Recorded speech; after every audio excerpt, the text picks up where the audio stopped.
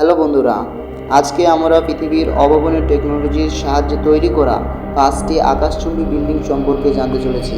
পৃথিবীতে জনসংখ্যা বাড়ছে, সেই সাথে বাড়ছে মানুষের নানামুখী চাহিদা। এর মধ্যে একটি গুরুত্বপূর্ণ চাহিদা বাসস্থান। আর এত বেশি বাসস্থানের চাহিদা মেটাতে তৈরি হচ্ছে উঁচু উঁচু সব বিল্ডিং। কিছু কিছু বিল্ডিং এতটাই উঁচু যে তার নিচ দিয়ে বিমান চলাচল করে। বিল্ডিংগুলোর নিচ থেকে উপরে তাকালে মনে হবে যেন বিল্ডিং এর মাথা আকাশ ছুঁয়েছে। আর সেই সাথে বাংলাদেশের তৈরি করা 111 তলা বঙ্গবন্ধু ট্রাই টাওয়ার বিশ্বের সবচেয়ে উঁচু বিল্ডিংগুলোর মধ্যে কততম, তাও জানতে পারবেন এই ভিডিওতে।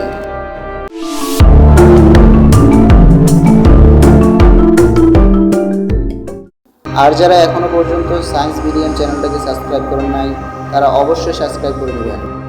তো চলুন আজকের ভিডিওটি শুরু করা যাক।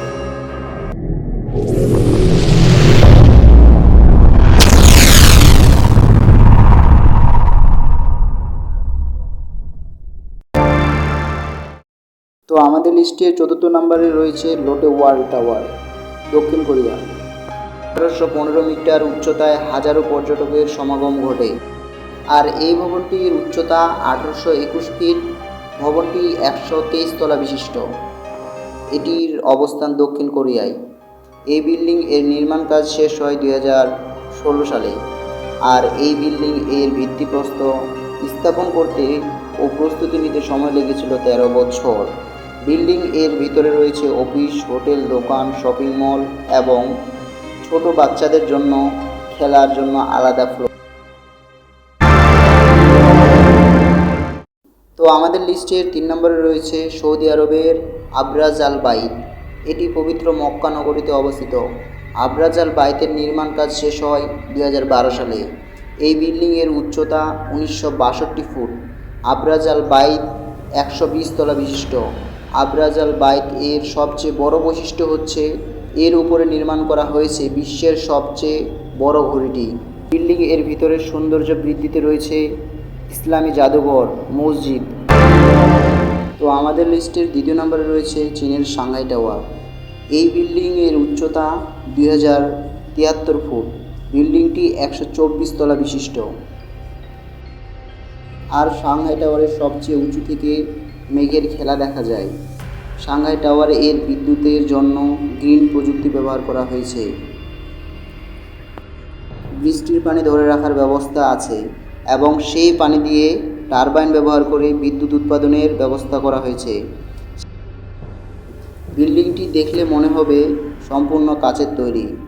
সাংহাই টাওয়ারটিতে আমেরিকান স্থাপত্য লেজেন্ডসের কর্তৃক পরিকল্পিত ছিল।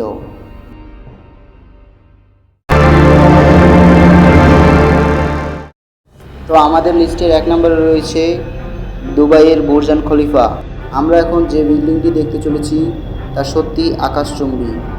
বুর্জ খলিফা তৈরি করা হয় 2010 সালে।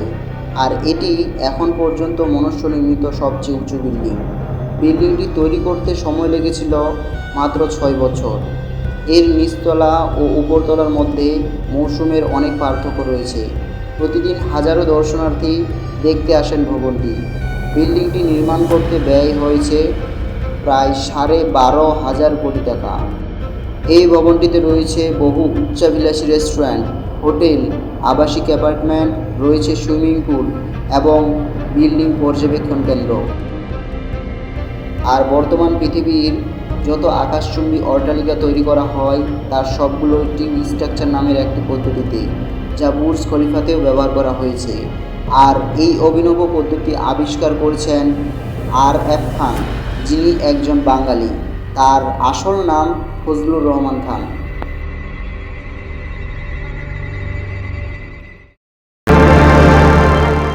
আর এবার আমাদের লিস্টের 5 নম্বরে রয়েছে বাংলাদেশের তৈরি বঙ্গবন্ধু ট্রাই টাওয়ার, যেটি বাংলাদেশের জন্য সত্যি গৌরবময়, যেটির কাজ এখনও চলমান। বঙ্গবন্ধু ট্রাই টাওয়ার বাস্তবায়ন হলে বাংলাদেশে বাড়বে বিনিয়োগকারীর সংখ্যা। সেই সাথে বাংলাদেশের নাম উজ্জ্বল হবে বহির্বিশ্বে। দেশের পর্যটন খাত অনেক এগিয়ে যাবে। ঢাকাকে এই ট্রাই টাওয়ার করে তুলবে উন্নত সিটি। বঙ্গবন্ধু ট্রাই টাওয়ারের চারপাশে থাকছে লেক, যা দিয়ে আপনি অনায়াসে যাতায়াত করতে পারবেন। আরও থাকছে অনেক আধুনিক হোটেল, রেস্টুরেন্ট, শপিং মল ইত্যাদি। এই বিল্ডিংটিকে কেন্দ্র করে চারপাশে নির্মাণ করা হবে অনেক বাণিজ্যিক বিল্ডিং। আর এই বঙ্গবন্ধু ট্রাই টাওয়ারকে কেন্দ্র করে ঢাকা একটি নতুন জেলা তৈরি করবে সরকার। আর এই ট্রাই টাওয়ার ঢাকার এলিফ্যান্ট অঞ্চলে নির্মাণ করা হচ্ছে।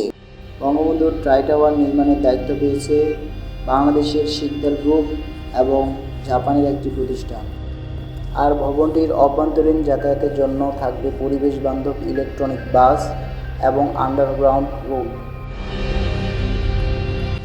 আর ট্রাই টাওয়ারের মূল আকর্ষণে থাকছে ভাষা আন্দোলনের স্মরণে 52 তলা ভবন, মহান মুক্তিযুদ্ধের স্মরণে থাকছে 71 তলা ভবন এবং প্রধানমন্ত্রী শেখ হাসিনার কাজের স্বীকৃতি হিসাবে 111 তলা থাকছে। আর ট্রাই টাওয়ারটি 96 তলায় রাখা হবে একটি মিউজিয়াম।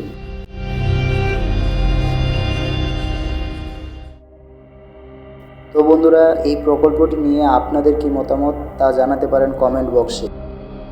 তো ভিডিওটি ভালো লাগলে একটা লাইক দিয়ে চ্যানেলটাকে সাবস্ক্রাইব করে রাখবেন এরকমই নিত্য নতুন ভিডিও পাওয়ার জন্য। আল্লাহ হাফেজ।